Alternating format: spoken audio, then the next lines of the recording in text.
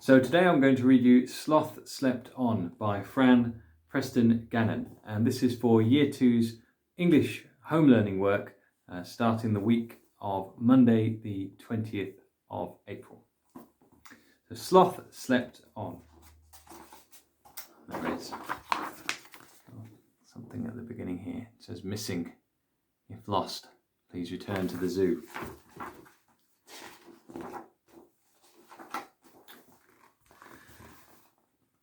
He wasn't like any other creature we had ever found in the garden. We asked him his name. We asked what he was doing up in our tree, but there was no answer. He was asleep.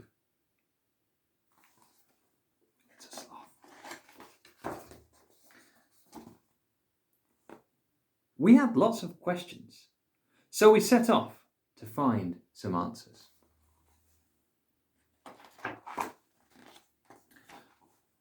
First, we asked Dad what he thought, but he was busy. We looked in all the books we could find. They were full of pictures and words and places and things, but there was nothing that looked like our new friend.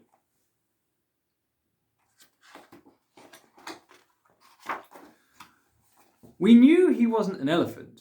He didn't have a trunk. He wasn't a tiger either. He didn't have any stripes. He wasn't a horse or a bear. He let out a loud snore. He was still asleep.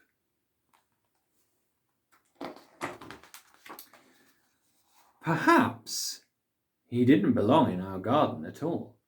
Maybe he had travelled for a very long time from somewhere far away.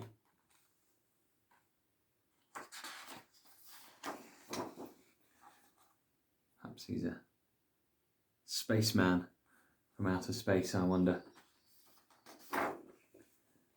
Maybe he was a ferocious pirate that had been sailing the seas and was sleepy from all his adventures.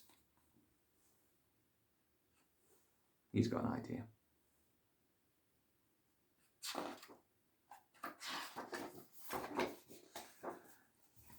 He might even be a brave knight who is exhausted from spending all his time fighting dragons.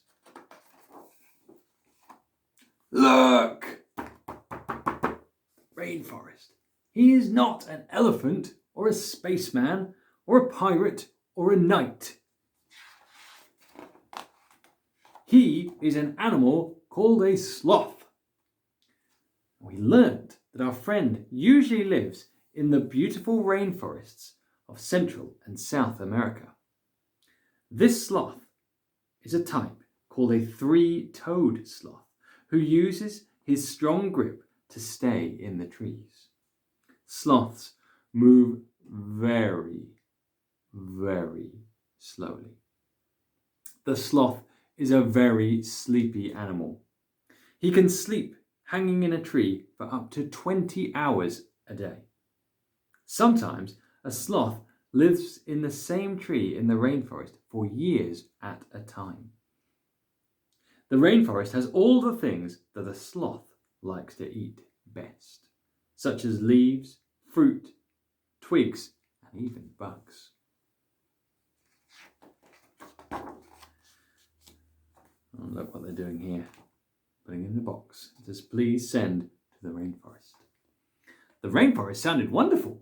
We decided there was only one thing for it. We found a nice big box and used all the stamps we could find. We packed him some lovely leaves to eat and toys for the journey.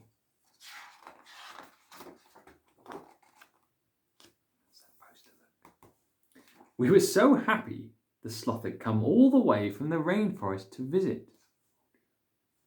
We would miss him lots, but we were glad that he would be waking up back where he belonged.